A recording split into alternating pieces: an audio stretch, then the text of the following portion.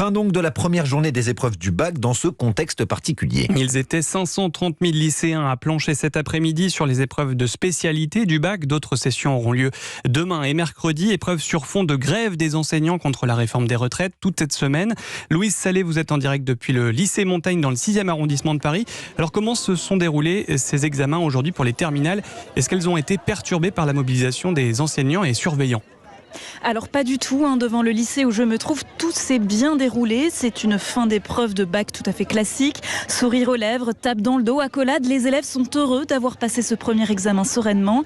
Maëlle ne cache pas sa joie d'être tombée sur un sujet qu'elle a jugé facile en maths.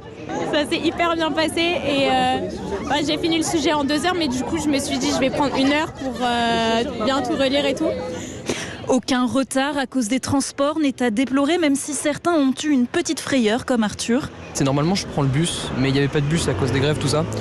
Du coup c'était un peu galère, j'ai eu un peu peur, mais finalement j'ai pris le métro qui était à côté et puis je suis arrivé, j'ai un peu stressé mais je suis arrivé à l'heure et tout allait bien.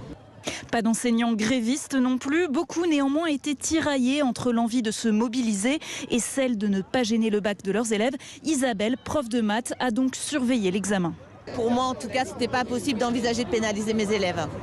Mais un petit clin d'œil s'est peut-être glissé dans le sujet de sciences économiques et sociales que commentent Emilia et Malvina. Comment l'action collective s'est-elle transformée dans les sociétés démocratiques? C'était pas ouf.